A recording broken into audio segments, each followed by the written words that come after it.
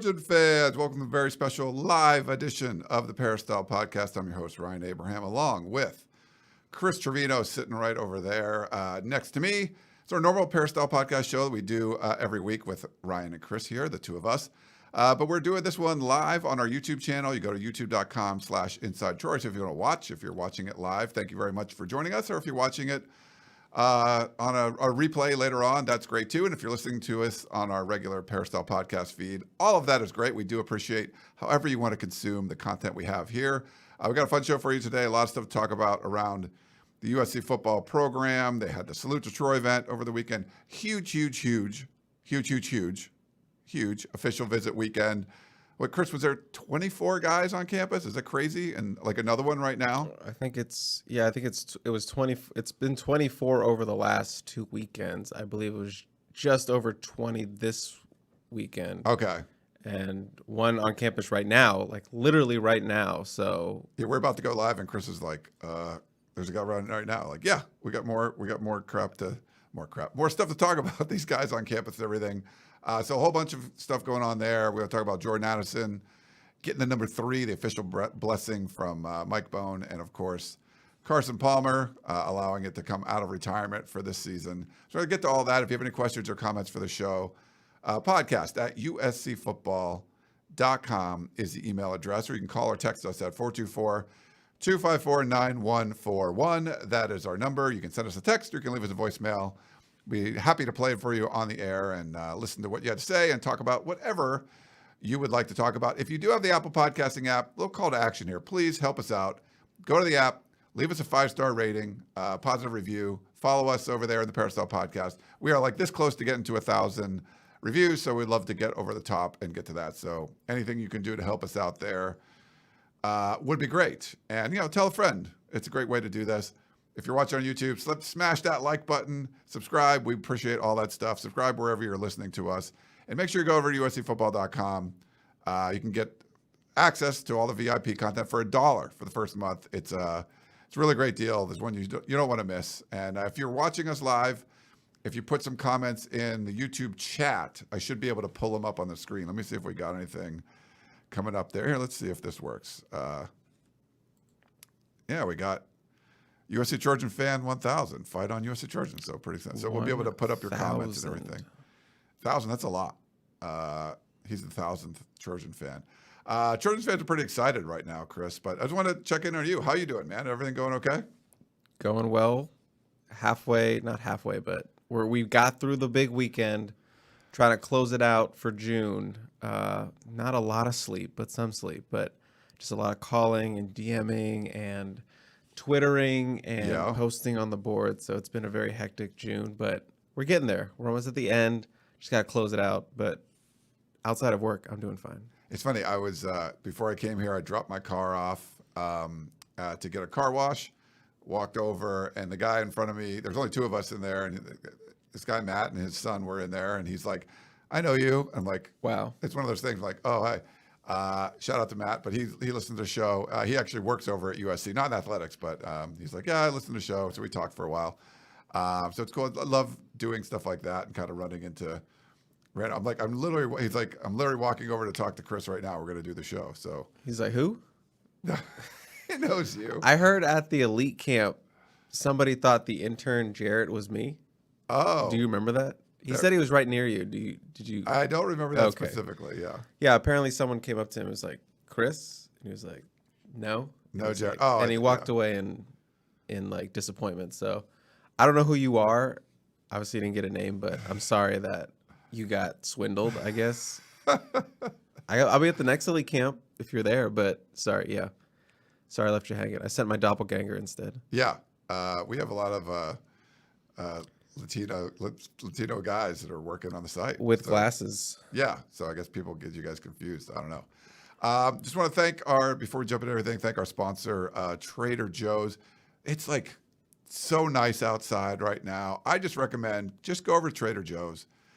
You go through the wine aisle. I like a nice Pinot Noir. They got a lot of great ones to choose from there if you want to go check that out. And then go to the cheese. They're great crackers too. Get some crackers. You can pick up the ones that have like little sliced cheese and meats and stuff already, or just pick out a couple cheeses that you like. I'm a brie guy. I like the soft cheese. So I like checking all that stuff out. But go over there and, make a nice little picnic. Go outside. Enjoy the day. It's beautiful. If you're near the beach, put a blanket down. Go check it out. Highly recommend that. Trader Joe's has some really cool stuff if you want to go make a little picnic for yourself. If you have a special someone in your life, you want to bring them a little bouquet of flowers.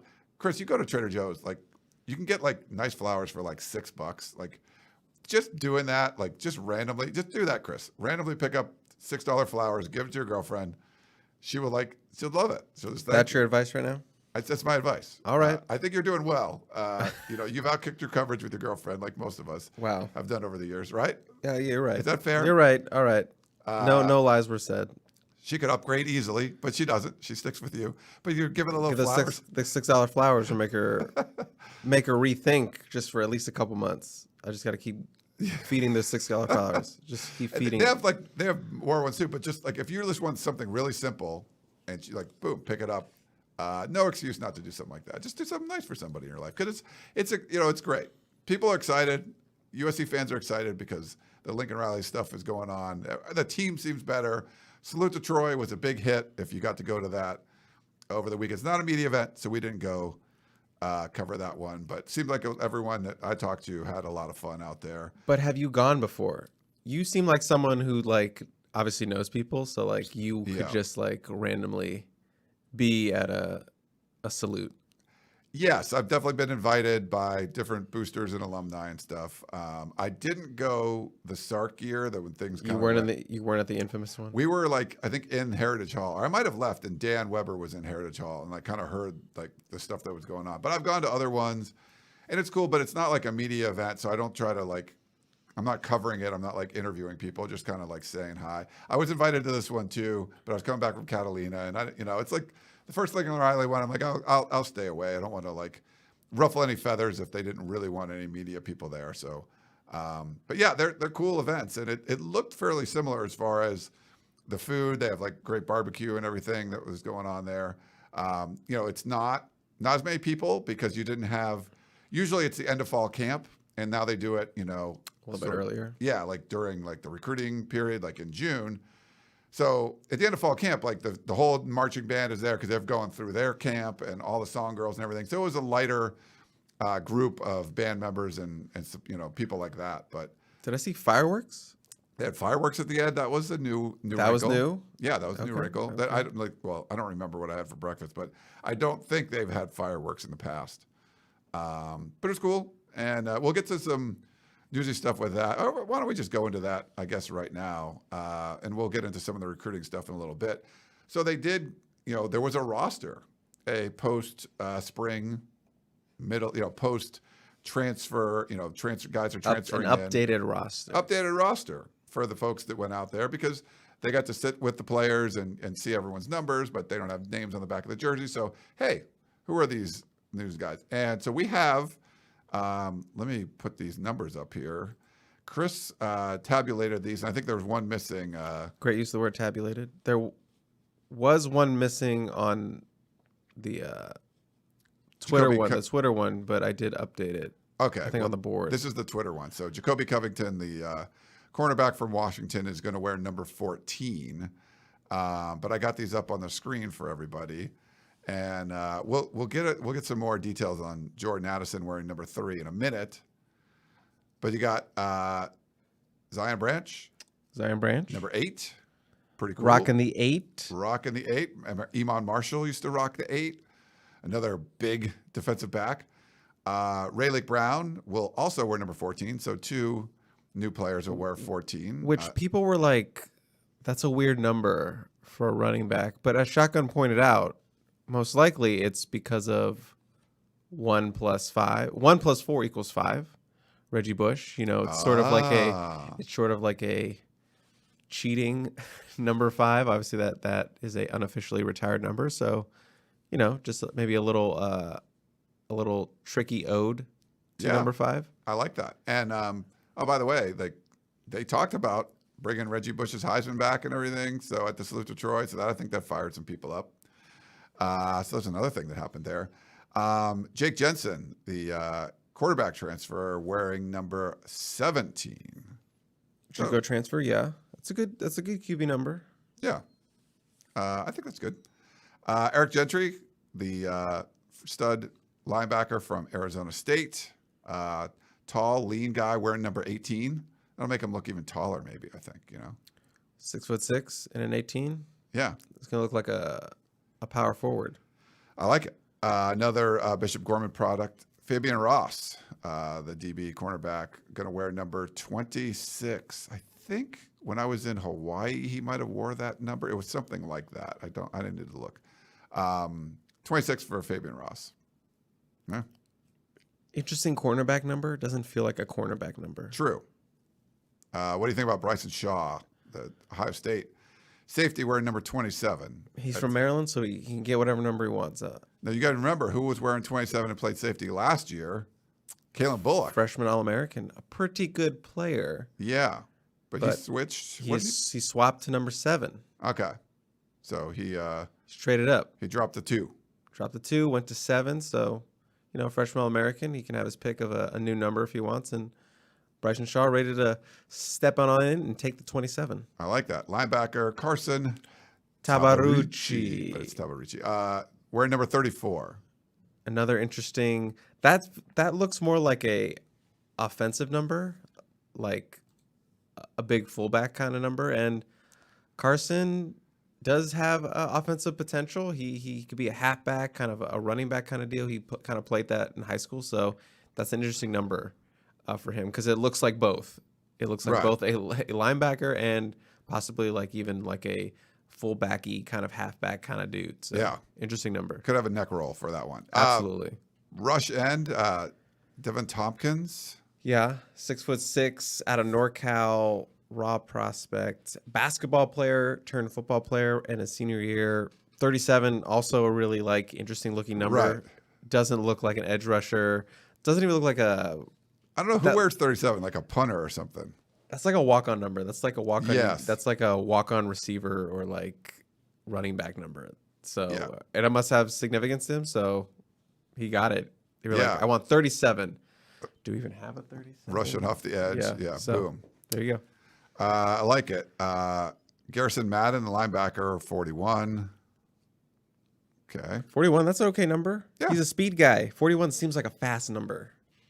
I think less wind resistance with the 41. Yeah, because the 5. Like a 48, there'd be a lot of wind there's resistance. a lot of. I feel like both of those numbers are aerodynamic. The 4 looks like a sail, makes it even faster. Solomon Byrd, defensive lineman. You really like that joke. We're at number 51. I've never sailed, so I was like, all right, now I'll give it to him. Number 51. Solomon Byrd. I believe he wore that at Wyoming, so it's just his number. It was available. Yeah. 51. Who was 51? Someone was 51. Wasn't it Bernard Shermer? 51. I think he was.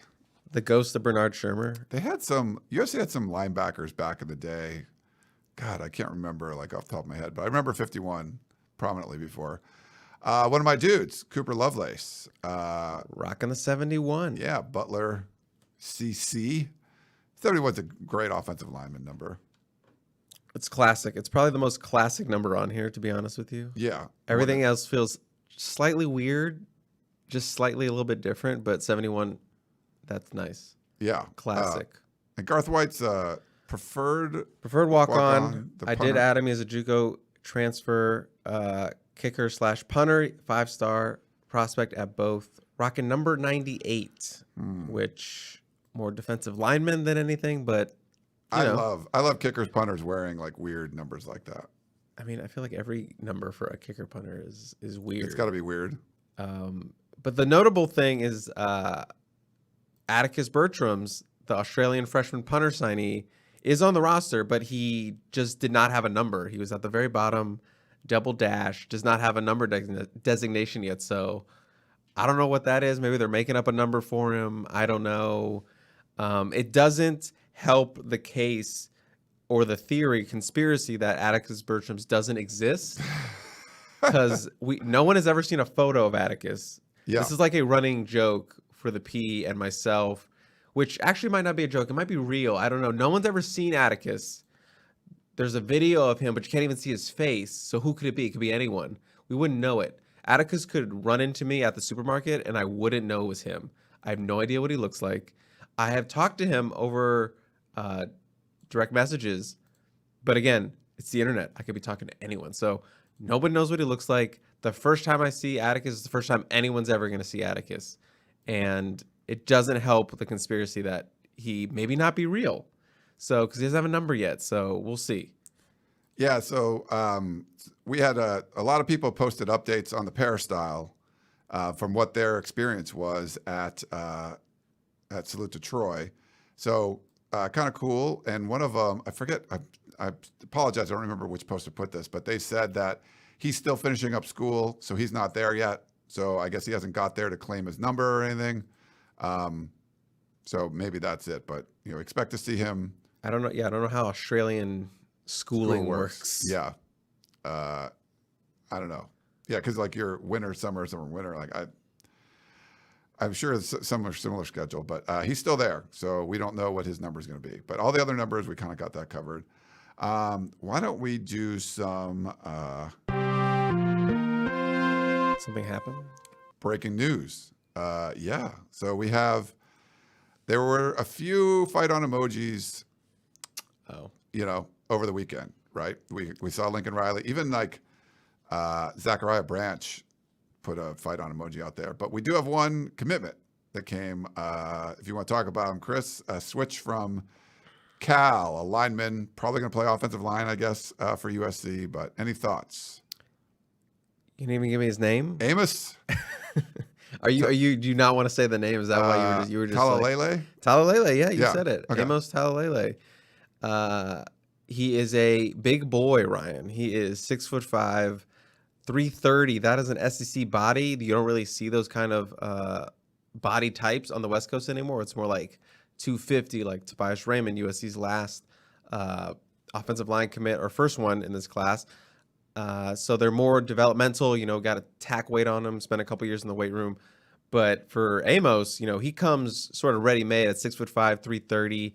He is listed as a defensive lineman, and Cal took him as a defensive lineman, but it seems like he really wanted to play offensive line, and that really helped USC. He was a priority for them.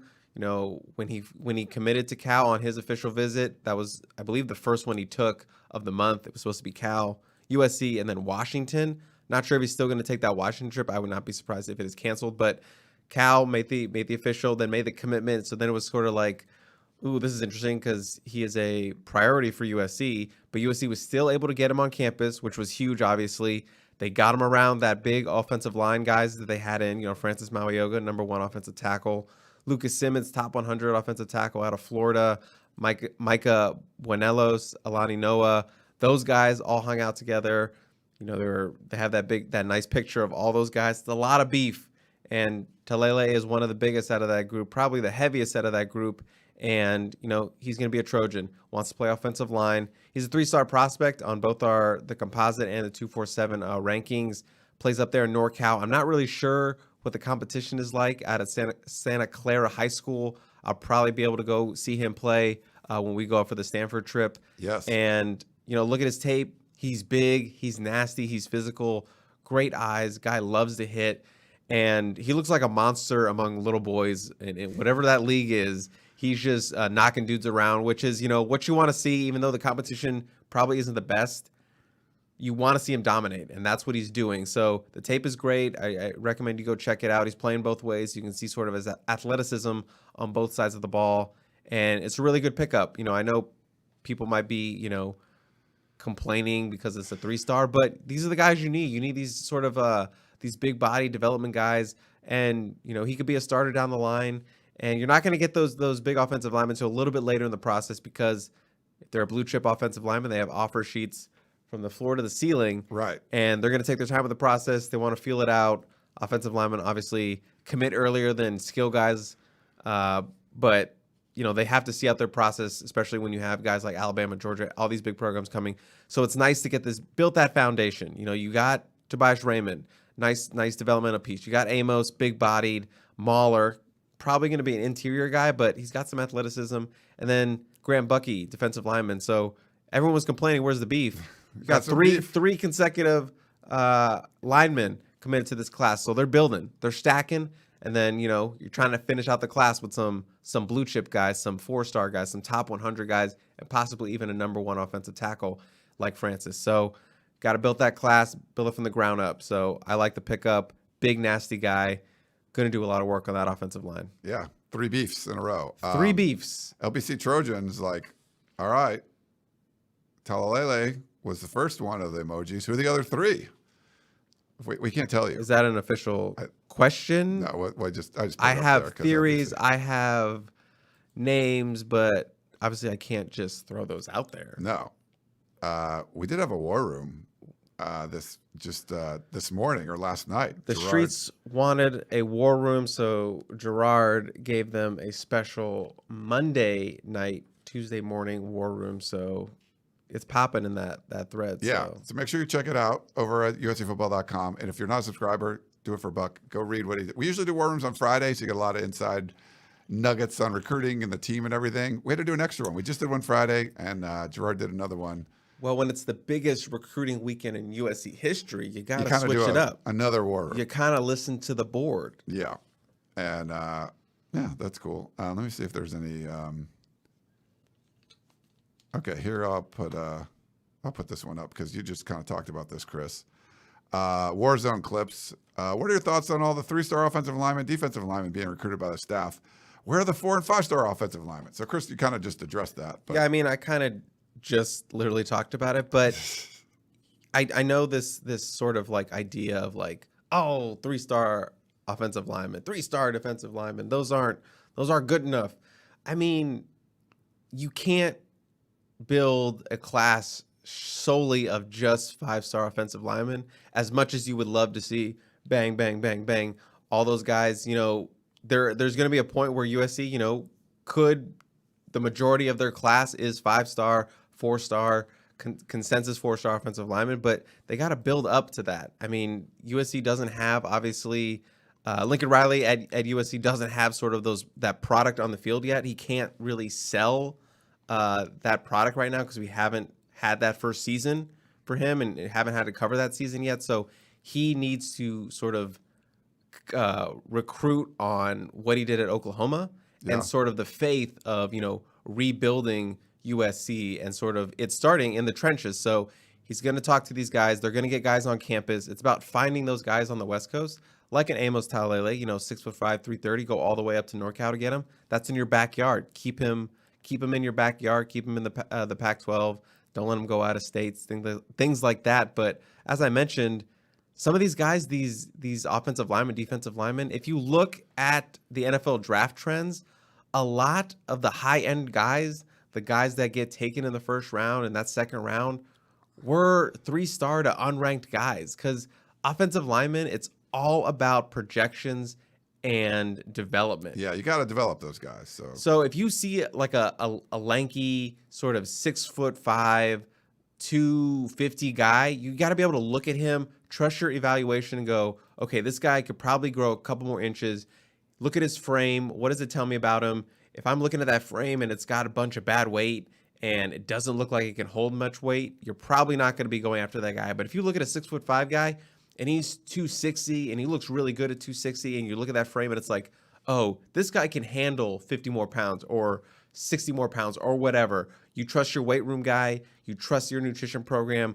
That's the kind of guy you bring in, because in 2 years, that guy's going to be 310, 6'6", looking really nice. And that's when you start developing him on the field, doing what he does in practice, getting him some reps in, blowout games, and developing him to compete for a starting job in, maybe year 2 or that redshirt sophomore season.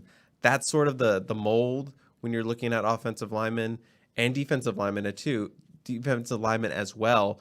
And of course, you want to recruit those blue chip guys. You want guys like Francis Mauioga, who what are you pointing at? I said hit the like button. Sorry. I don't want to disrupt you. You're being a distraction here. I'm trying to make a point. But yes, you recruit those Francis Mauiogos, the number one offensive tackle prospects, the Josh Connerleys of the world. Sorry if you weren't ready to hear Josh Connerly. I'm sorry if you weren't ready to hear. You got to hear. You got to heal at some point. But you go after those blue chip guys. You go after the Lucas Simmons, these consensus 4-star guys, Marcus Deal out of Florida. You go after those guys, and those are the cherry in your top of your class. You want to get at least 2 of those guys, preferably 3 of those guys, and then you can stack with these 3-star prospects that you can build up and develop. Offensive linemen need development because the jump from high school to college is rough because you're going against grown men on the other side of the ball. You might have been like Amos bullying these little 7th grader looking guys and push them around, but in college you're going against grown men that are just as big as you and have been in college weight room programs longer than you. So that's why it's so hard to throw in a freshman offensive line, and that's why it's uncommon to see. But sometimes it happens. Look at Andrew Voorhees or whatever, Toa Lobandan, those kind of guys were able to make the jump. But it takes time with offensive linemen. You got to be patient with them, and it's okay. It's going to be okay. You can take these 3-star guys and build them up. But USC is in an interesting situation because they do need guys that can sort of play early just because of the depth issues. Yes. And they have a lot of guys graduating. Yes. So you're going to need a big class this year. I would say at least 5 guys are going to sign, probably maybe 6. But you need some of that top-end talent that you can rush in a little bit quicker in the process just because you do have not a lot of depth, not a lot of talent waiting in the wings.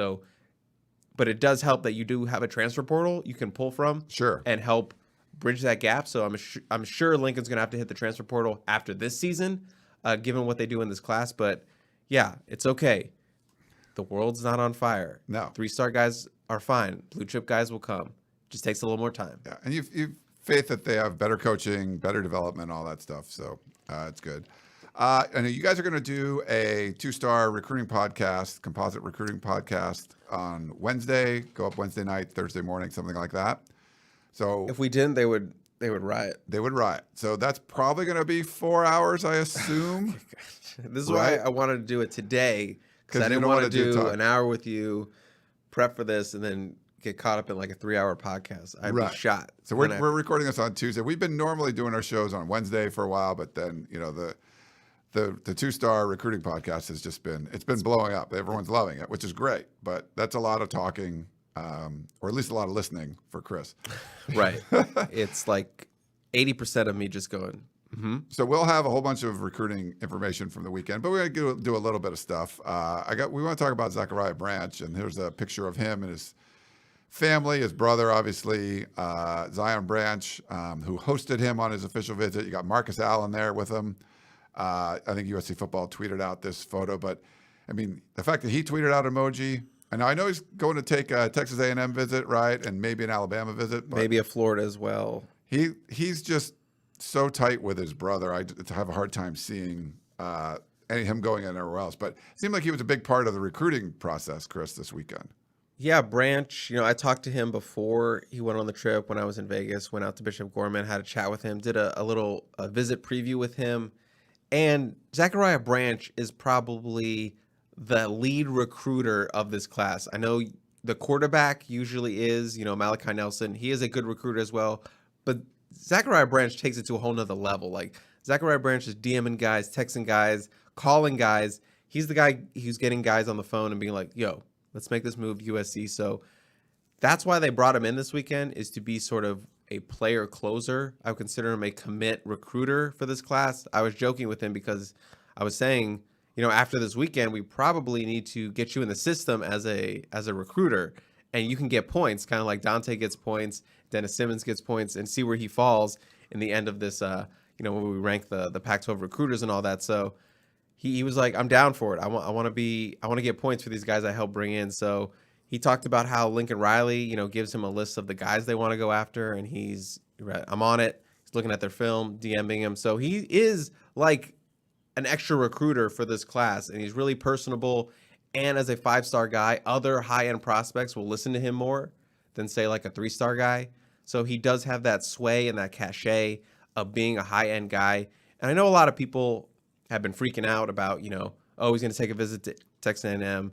Texas A&M got the bags. They're gonna do all these things. But I think it's a little just more deeper than that for Zachariah. If his brother wasn't enrolled at USC, Right. I think you could be a lot more worried.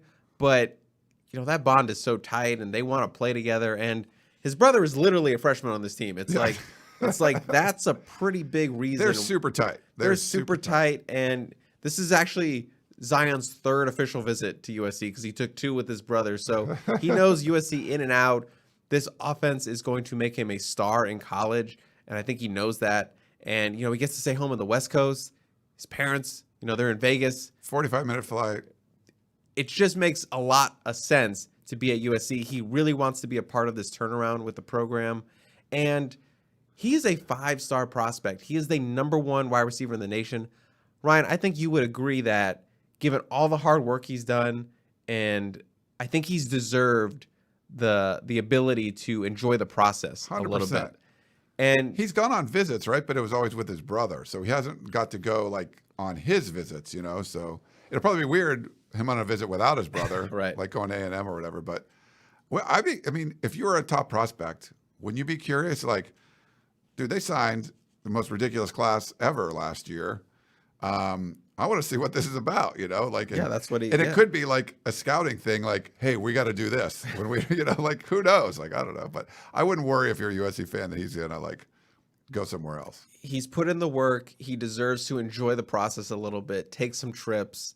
And when I talk to younger brothers of recruits, the number 1 advice that their older brother who's gone through the process before is enjoy the process. Take those trips, see what's out there. That's usually the number 1 thing they say is to enjoy the process, go through the process. So eat a big steak, some lobster, whatever, take some flights, get to see other parts of the crab country. Cakes. And you should visit Maryland just for the crab cakes, Just for the crab cakes. Maryland should get way more official visitors just for the crab cakes.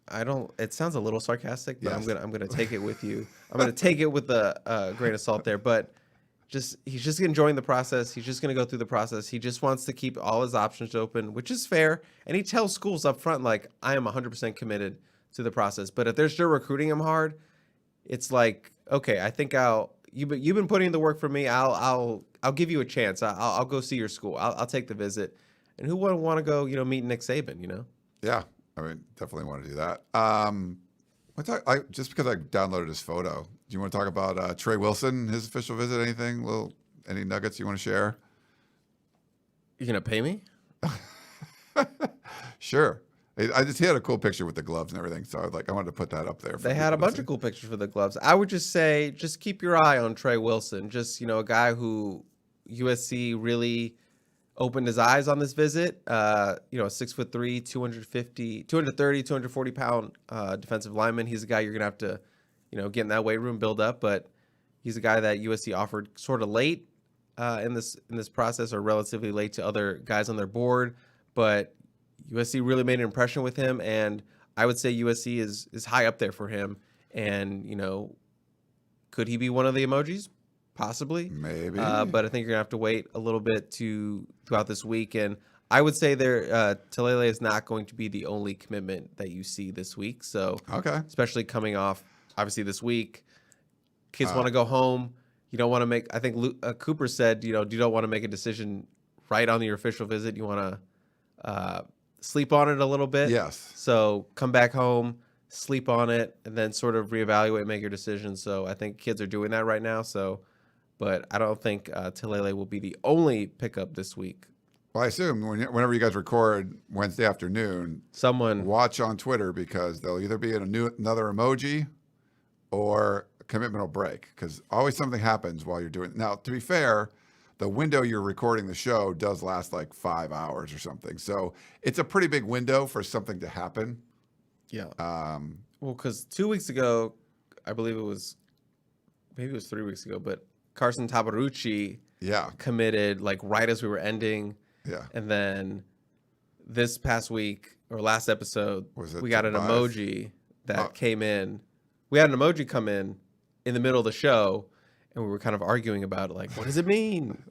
Well, I think we know what it means. And then maybe 20 minutes later, while I was doing a long talk, Grant Bucky commits, the defensive lineman commits.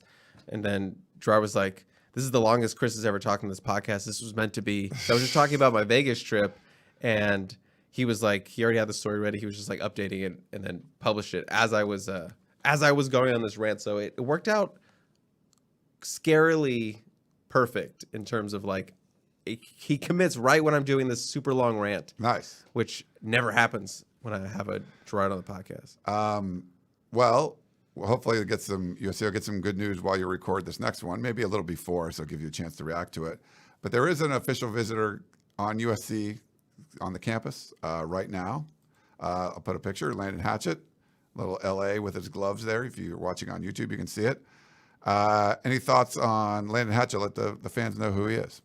Yeah, 3-star offensive lineman, more specifically a 3-star center prospect, I believe out of Ferndale, Washington. So he's up in that northwest part of the area. And he's a guy that USC got on campus for the spring. He took an unofficial visit with his parents and his family. I remember when they were there, brought the whole Hatchet family. He was a prospect target for Josh Henson at Texas A&M and at Oklahoma. So it was like a double whammy. Lincoln Riley comes to USC, Henson comes to USC. It's like, hey, but this kid was on our board. Let's get him back to USC and get him on our joint Trojan board. So he came for a visit with his family. They offered him that day when he took a visit, and they were pretty much a lock to get an official.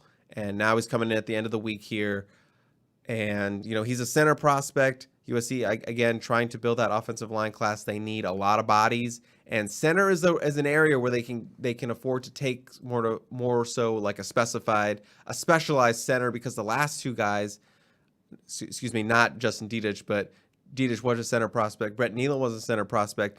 Andrew Millick was an offensive tackle prospect who is now the third string center. So I think they just kind of want to get a guy who's more specialized as a center, bring him in. He'd be the center of the future.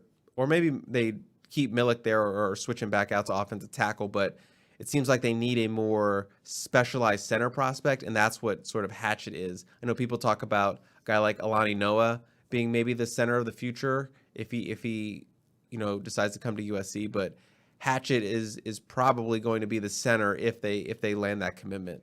And he was high on both Henson and Lincoln Riley at Oklahoma, so there's a good chance they seal this up on this visit, but we're gonna have to wait and see. Maybe they get an emoji during your podcast. You can do one of those, while you guys are Something's going to happen during the podcast. I know it. One of the topics we want to talk about, we'll get into more recruiting in a minute. Actually, I think there was some breaking news that potentially Ennis committed to Ohio State. I don't know if you saw that. People are putting that in the comments. I'm not sure. I didn't see anything official on that, but we can monitor it. But we did have a question, and this came up.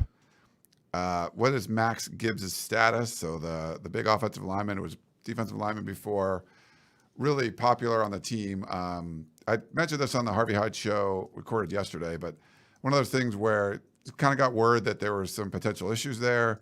He wasn't listed on the roster for the Salute to Troy, so that's not a good sign. So we don't have anything official right now, but the fact that he was on the roster in the spring and he's no longer on the roster when they have the updated roster, not pointing, not a good sign. So can't say everything that we've heard, but hopefully things work out. But as of right now, I wouldn't be betting that Max Gibbs is going to be on the roster, which they're thin on the offensive line. He could have been a key backup at times, but yeah, it's he's a big boy, really nice. I mean, he's one of the more popular guys on the team, right? Definite fan favorite and someone everyone was rooting for just because of his story, and sort of obviously came in really, really big, moved over defensive line, became, a interim defensive lineman, and they loved him over there, moved back to the offensive line, lost a lot of weight this offseason under Benny Wiley. I think about close to 50 pounds, something like that. Okay. I think he was down to 360. Probably want to get him more into that 310, 320 range. And he was taking the steps. You saw the development. Like I mentioned this offseason or this spring, he looks a lot different. He looks a lot more slim. He was moving so much better. When you drop 40 to 50 pounds, I'm not surprised you're moving much better. And he was already athletic enough with that a large amount of weight on him. So just shedding him down was just, you were just seeing the steps taking to that high ceiling that he had, as that body. There's a reason why schools like Alabama had offered him and SEC schools, because this is an SEC guy, SEC body type guy, and get them in their weight program. Super strong, has some sneaky athleticism. He could have been a really good player. Obviously, is there a chance he comes back to USC or is on the roster in the future? Yeah. Sure. But it doesn't seem like that's going to be the case for this season, so we'll have to keep monitoring that. But it is a huge blow to that already thin USC depth. He was operating as that second-team guard for most of spring, and he was probably going to compete there with Cooper Lovelace, who has experience at the JUCO level, a little raw as well, but they were probably going to be competing along with Gino Quinones for those backup guard spots. And now it seems like Lovelace has a much clearer path to being the backup at the guard spot. Probably Jonah Monheim will work there as well if he doesn't win out that right tackle spot, whatever happens with Haskins and Cortland Ford. But this is, a really big blow. I know he hasn't played a lot, but that depth just got a lot worse, a lot shallower. So that's, it's something that probably needs to be addressed, or you're kind of rolling the dice going into the season down another offensive guard. Yeah. So we'll keep you posted whenever we hear there. I don't know if you heard much about this, but we talked about the stay doubted, USC's NIL program, and Lincoln Riley actually was, the Boulevard. He gave the email address out at the Salute to Troy, hey, you want to contribute? It's not a collective, but it's a way for fans to kind of contribute to this NIL fund at USC with some subscriptions or whatever they're going to do. And that money can go to student athletes through NIL deals. USC's not doing the collective thing. They're staying out of the paying prospects to come to the school, but they really want to focus on the prospects that are in school, getting them compensation and deals and things. And one of the prospects, the highest, one of the highest profile prospects on USC's 2023 class, the five-star quarterback Malachi Nelson, signed an NIL deal. I think Pete Thamel might have reported this one with H Wood Group. Is that probably like a Hollywood group kind of thing? I haven't looked into much about it. I just saw this earlier today. I don't know if you saw anything, but this is going to be along the lines of Caleb Williams is signing deals with Beats and big companies. That's kind of what USC is going to utilize, because they're in Los Angeles. You're going to get real, what they thought NIL was supposed to be. That's kind of the way USC is going with this. But any thoughts on Nelson's deal? I saw it was barbecue. I think so. That was the first. It was Slab City or something. So it was a barbecue deal, or he's the sponsor of a barbecue chain or something like that. That's what I saw. I don't know the deeper picture of it as you were talking about, but that's what I saw on Twitter before we went on. But that seems like a deal for an offensive lineman. Yeah. But there was H Wood Group. I don't know. We'll look at it. But I think that's where, if you're how's USC doing the NIL stuff? There's going to be, whatever program you're at, I've said this a bunch of times before, if you're going to be a star on USC, there's going to be a lot of availability because you're in Los Angeles, there's stars. It's more about brand. Yeah, there's brands there where if you're the backup offensive guard, nobody in Los Angeles is going to know who you are outside of the people that watch the show or, that are on our website.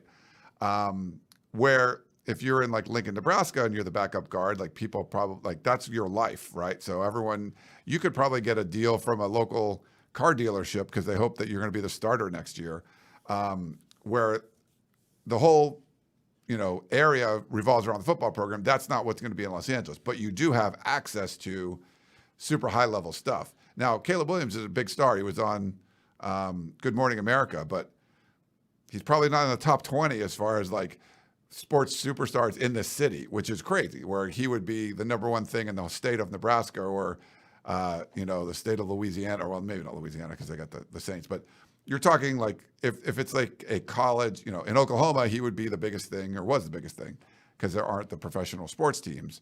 LA's different, but there are going to be some great opportunities for big brands and things like that. So this was just sort of another one where USC is not funneling money to some collective to get Malachi Nelson to come. It's more about, hey, you're going to have a 5-star quarterback. There's these great things available to you because you're in Los Angeles. So that's sort of the theme I would get, the takeaway I would get out of that, if that makes sense. It makes sense. Yeah. But NIL as a whole sometimes also doesn't make sense. It's 1,000%. Yeah. So thank you for making sense. I try to make some sense out of it.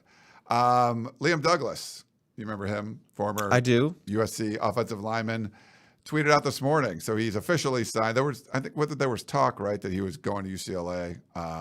Tim Trevino, the former USC offensive line coach, is over at UCLA. And they tweeted out a picture. So he goes from cardinal and gold to blue and gold. So good for him. I mean, you want anyone that goes to transfer portal, you want to see him land, in a good spot, and he'll get to play against USC. So that'll be an interesting one. I believe his former head coach, who at Harvard Westlake, is it Harvard Westlake? I think that's what it was. Yeah. He was a director of player personnel for Chip Kelly when Chip Kelly was hired at UCLA. And then he left that Harvard Westlake job to work for Chip Kelly. And then I think he was an All-American, actually. He played the UCLA coach in All-American, recruiter. Oh, okay. So you guys are in the All-American multiverse. We're together. You're in the cinematic universe for that. I'll see him at the Christmas party, I think it's Scott Ruggles, I believe is his name, but he was like the director of player personnel for Chip Kelly. I believe he left the program, but he still has connections there, obviously. So that was probably that was the kind of connection with Liam and Tim Trevino, right? Oh yes, obviously. Tim Yes. Trevino recruited Sorry, him. I totally went over that. I was trying to go a little bit deeper. You were super I was deep. going super deep. Or the coach that recruited him. It's like when we play this game where it's connect this actor to this actor, and I go all through these levels to get there. But it's dude, they were in this movie together. They were in 101 Dalmatians together. Why did you go through Inception to get there? Wait, I think Trevino did recruit him. I don't remember which class. But he definitely. No, coached that was a Callaway. It was a Callaway recruit. That was a Callaway. A golf joke. Right. Callaway special. Callaway special. What's the? Callaway. Because isn't that a golf brand? It's a golf brand, a big golf brand, huge golf brand. If Callaway wants to sponsor me. Yeah. Lee Trevino's not my dad, but they don't need to know that. That's awesome. Lee Trevino story, quick one. Okay. Taylor Estes, she's one of our colleagues. She works for the Texas site. Yes. Her dad is Lee Trevino? No. Okay. Her dad actually played for the world champion Mets from the 68 or 69 team or something. So I saw her post some stuff on social media, but she also had some story where they were at some event and Lee Trevino's there at this golf event or whatever, and asked someone to come up and hit a ball just randomly, and she's like, I'll do it. Comes up, pretty blonde, just had heels on or something, grabs a club and ropes a drive in front of Lee Trevino, and he was just amazed. So there's a Lee Trevino connection between 247, So maybe you're a long lost relative. Let's get Lee on this podcast. He told stories where when he was a kid, he used to hustle kids for money. He would play golf with a Coke bottle or something and just classic Trevino. That sounds like a classic Trevino. I've got, you mentioned the All-American thing. I'm getting probably a text every 3 days of people seeing me on the All-American. So is it, I guess it's on Netflix now, so people are watching it. I haven't started yet. I'm so excited. Not really. Didn't you already watch it? No, I haven't. I watched some episodes here. Okay. When I'm working on the podcast. They're just on YouTube TV, but YouTube, right over here. And I'll just have them on. And you did show me the episode. Yes. But I haven't watched the full season on Netflix, so I'm excited.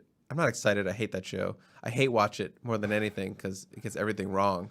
But it's just something to have when I work. So I haven't dipped into that yet. Okay. Yeah, that was fun. Anyway, I'm getting a bunch of texts about that. It's kind of funny. We should just make this an All-American podcast. Yeah. One last thing. USC got a new chairman of the Board of Trustees. So Rick Caruso is running for LA mayor. So Suzanne Nora Johnson, who I think she was with Goldman Sachs forever, CEO there or something, or chairman there, and a bunch of different boards. She's been on the USC Board of Trustees since 1998, I believe. First female Board of Trustees member.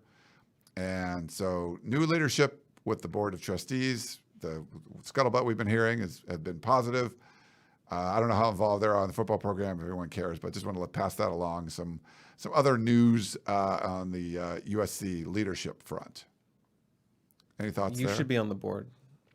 Yeah, duh. I mean, I should be at a lot of things here. Come on. Have you ever been on a board? You give big board energy. I would be good on a board.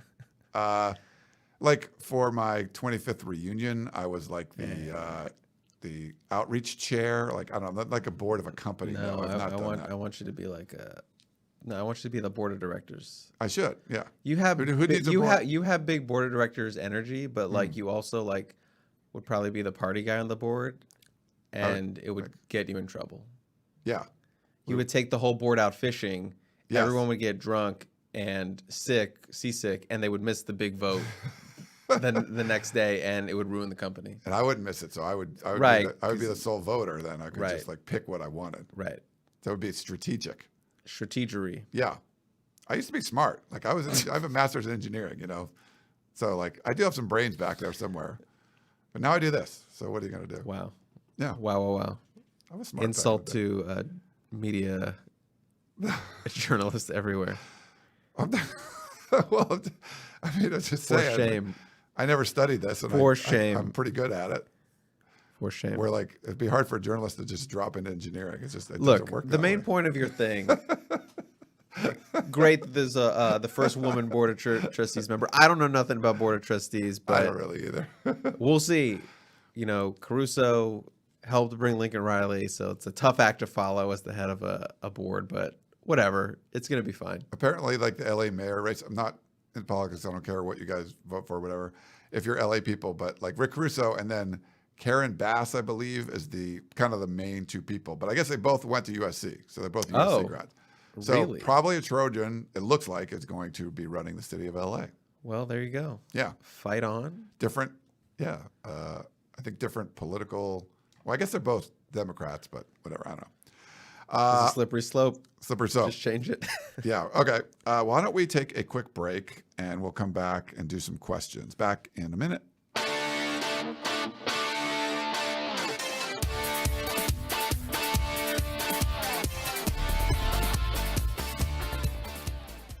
All right, we're doing this live on YouTube/Inside Troy. So that's our YouTube channel. So we're going to take some questions that you guys posted, but we did have one question. I don't use this drop a lot, but I love it. Now for my favorite part of the show. What'd that say? Talk to the audience. Oh, God, this is always death. Nice. Love me The Simpsons. We got a question from Mark. He emailed in this week.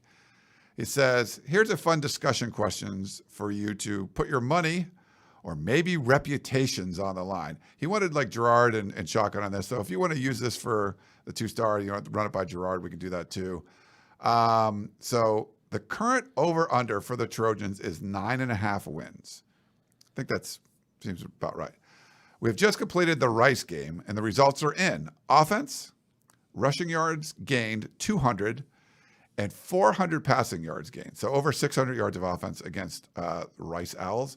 Defense allowed less than 100 yards rushing. The team overall had less than 5 penalties. Each of you has a $100 Trader Joe's gift card to bet. Do you take over in wins, or do you bet the under, post the hypothetical Rice game results? I love this question, Mark. And, you know, you might want to run this by Gerard, too, because he's probably a little less optimistic than other ones. Do you want me to go first, or do you want to go first, Chris? I would like to go first. You go first. So I would probably bet the over. Okay.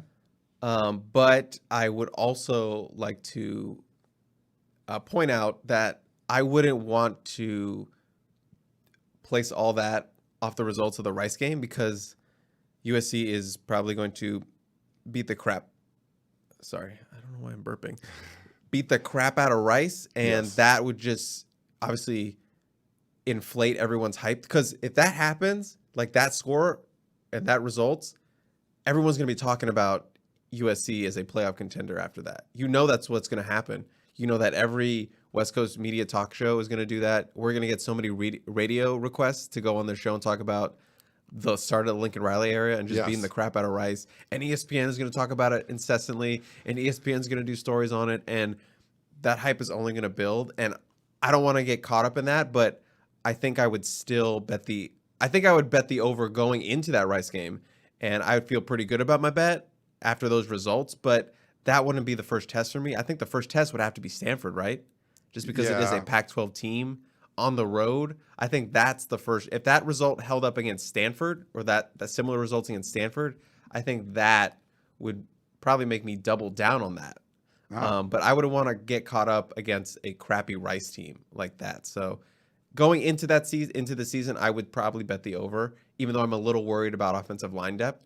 I would still probably do that. Okay. I think my gut is just going into the season as of right now, like 9-3 is pretty, I would 9-3 would be my prediction. So I would probably take the under. Okay. But if that's the numbers. Now we've seen like talented USC teams struggle in openers like Western Michigan or whoever, San Jose State, maybe. Like we've had some struggling. We've seen some struggles in openers. Rice is pretty terrible. All right. So, but I think it would be a good enough sign that, the offense is what we think it can be. The defense is actually going to play better, even though it's lower competition. We've seen this team more talented than other teams in openers against mediocre to bad opponents. And win struggle. by 10. Yes. Come back at the end.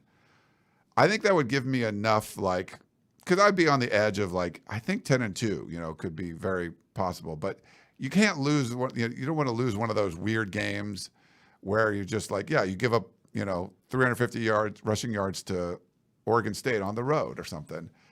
If they held Rice to under 100 yards rushing, that'd probably be the key stat for me. I think I would be willing to tip the scales and take the over if they look that good against a crappy team. Knowing it's a crappy team, knowing it doesn't mean much, but knowing in the past that they played pretty poorly against crappy teams, that would give me enough optimism. Okay, this team's got it together. They're gelling, and they're going to play well.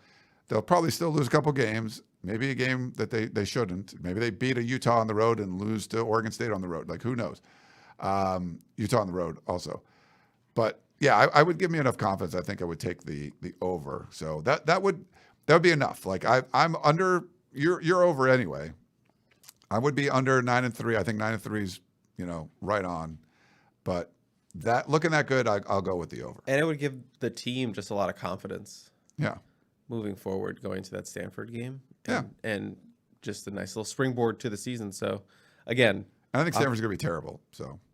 But USC it's still lost to a terrible Stanford team. Right. And it's still a Pac-12 game, Pac-12 opener on the road. So it's, right. People want to see what that looks like. But if you did know that after Stanford, the one thing you would know is I still think Stanford's going to be garbage. They were 3-9 last year, but they beat Oregon and they beat USC. If you just go pummel them on the road, I think that sort of just shows you if you pummel back-to-back weeks, without missing a beat, it's yeah. Even though I think both teams are bad, but that just is a good sign. But it's still USC's lost to the bad teams. You need to pummel the bad teams, is what. Yeah. And it looks, and again, just more hype. Those are the wins you need for a playoff resume. You need to be beating the crap out of these teams. So that would only just add to it. Yeah. Why don't we? Here, I want to check this real quick. I have a DM question. Just remind me to get to it. We can do it now if you want. No, you're in the middle of something. Oh, okay. I was just checking to see. I didn't see how many people we had 10 watching live. No, we have at least 10. Over 225 people. Oh my live. goodness. What are you people doing? It's 10:30 in the morning. We just did it literally went live. You all should be fired from wherever you all should be fired. Thank you for everyone that's watching this live. Go do spreadsheets or something. In the middle of a workday on a Tuesday, we all in June. I mean, that's amazing. Thank you guys so much for that. I didn't look and see, but I'm we're getting a lot of questions. There must be a bunch of people watching. You either all work from home or you're all unemployed. I don't know which Do one. not insult the people that are they don't care. They insult me right back. They do. Oh my God. Chris, I get emails, Chris.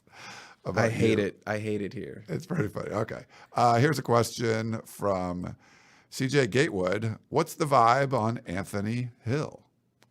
What's the vibe? Well, if you listened to the Two-Star Podcast, Two-Star Composite, Two-Star I can't even talk. Two-Star Composite, we talked about how going into this week that Anthony Hill was sort of in the category of this is a guy who's interested in USC, yes, but it's a traction visit because he's not in sort of like USC isn't really like in his top two, you know, being like a Texas A&M or a Georgia or a Texas.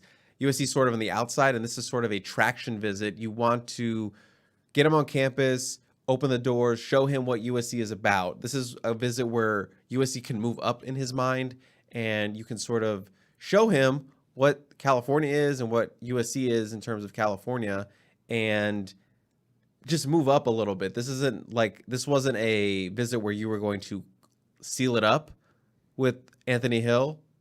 This is a visit for you to move a little bit forward. I keep saying that, but that's what it was, because if you look at it like it was like Texas A&M, Texas, Georgia, whatever, and then USC was sort of in this 2 to 3 tier. They just wanted to move up a little bit. They wanted to stay in his mind in this process, and maybe if you go on and have, you know, an 11-win season, that's when you can sort of come back to him and be like, hey, you took that official visit, you had a great time, look at us now.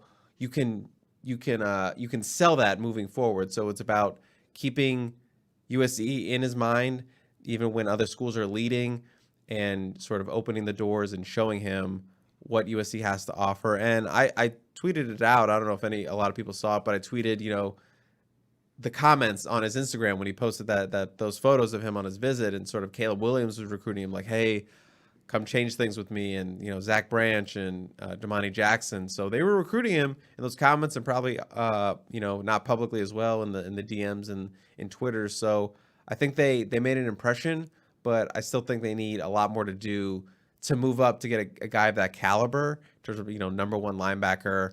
I would say Tackett Curtis is still sort of the number one guy on their board, just because not only is he super talented, but he's attainable, you know? Yeah. It's not like you're going to lose. You don't want to lose out on Tackett because you go and chase Anthony Hill, who's, you know, an A&M lean, you know? So I think they impressed him. They moved up a little bit, but there's still work to be done with Anthony Hill. Okay. Let's see. We got one from Roy. What's up, Roy? It says, with all the new players on the USC team, has there been any more discussion on putting names on the jerseys? It would help us viewers watching the game. This must be a troll question, because there's a lot of discussion in the chat. Roy knows what he's doing, and you know that 99.9% of the people would hate that. Yeah, you know that, right? I don't know about 99%, but like a lot. What's the percentage then? I'm not like, I mean, I like tradition in general, but I'm cool with like updating things. But that's one of those things where I like the no names on the jersey. Like, does it really help if you're watching the TV broadcast to, you know, it's hard to see all that stuff anyway. But I like the no names thing. So, and I think a lot of USC fans probably feel the same way. But give me the percentage. You don't like my 99.9. That's a lot. I would probably say it's like in the high 80s. Like that, if you talk to USC fans on the P. If we put a poll on the P, do you want to put names on the jerseys? I'll put a poll right now on my Twitter. All right, do that. You want to do that? I'm doing it right now. Don't talk to me anymore. I'm focusing. Okay, hold on. I got to pull up another question here. Let's see. I'll put this one up. My apologies. From Drew, talk about the Stay Doubted and its role in recruiting. So that's supposed to kick off this summer. So we should know a little bit more when this kind of officially gets rolling. So this is the third-party company that's going to handle a lot of the NIL stuff for USC. And Spencer Harris is, you know, what was he? He was the director of ops or recruiting. He was one of the guys on the recruiting team. He's moved over, and he's going to be part of this Boulevard LLC, Stay Doubted kind of thing. Stay tuned. We're going to have a lot more information on that. We should have a show that's going to talk to some of the people over there. Just a little preview of that. So we will get more on this and kind of get more details of what's going on. So if you're interested in that, yeah, but I think it's going to be, I mean, from the way they're selling it, and, you know, Brandon Sosna tweeted this out, like really talking about being a game changer, and that it's a very unique, they're taking a unique approach to NIL. Like, it's not the collective. There's still an opportunity for fans to contribute through these subscriptions and memberships. And, you know, a guy like Brandon, who grew up on message boards like ours, going to Cincinnati. He knows that. He knows that there are fans. There's the $100 donors out there that would be willing to, they pay $10 a month to get access sites like USCFootball.com. Hey, maybe you'll put $10 a month down to help NIL deals for players and stuff too. So that's probably where some of that's coming from. Brandon kind of thinks that way. And I like it. I think it's cool. So we don't know all the details yet, but I think it's going to help recruit. The way they're selling it is it's a game changer. It's a difference maker. So we'll have to see. What did you find out, Chris? About what? I'm making a poll. You're doing a poll. Okay, yeah. I told you I'm focused on You're focused. Poll. So, okay. This is... if you got another question. From Weed Juggernaut Entertainment, LLC. Did you say Weed Juggernaut? We. We. Tell me who has seen Lincoln Riley's playbook in the pack. Yeah, Oregon? There was some discussion there. Yeah, Oregon got to see it. True. A lot of those players. To be fair, he wasn't leading that team, but wait. Yes? No, he was out for the bowl game. Yes. Okay. Yes. Right. Sorry, I was like. Yeah. Who's the Big 12 transfers? Any of those guys in the pack? Anyone that's transferred from the Big 12? You would see. But there's been some discussion about that.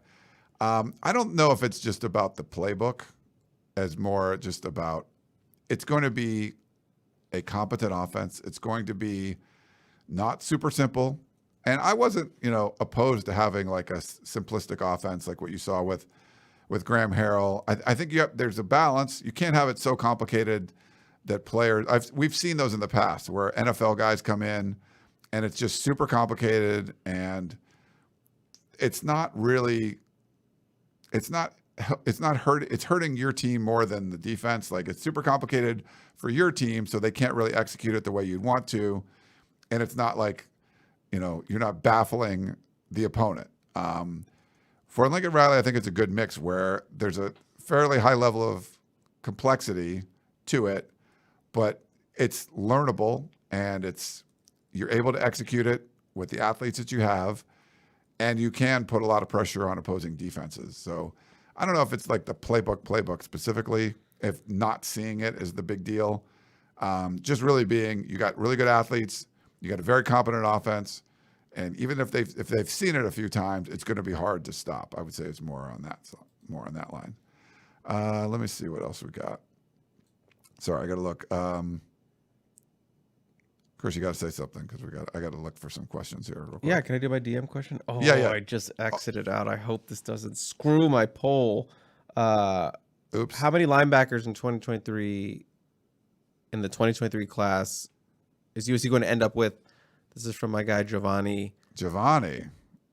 What do you think? 12? Yes. No. This is an interesting question just because USC successfully brought in not one but two young linebackers in the transfer portal, and Eric Gentry and Carson Tabarucci. So that helps fill, sort of the linebacker holes that you were probably going to need to address in this 2023 class. But I would say at least two. I could see them signing three linebackers, especially if, you have some transfers in the middle of the season. So I would be comfortable saying in that 2 to 3 range.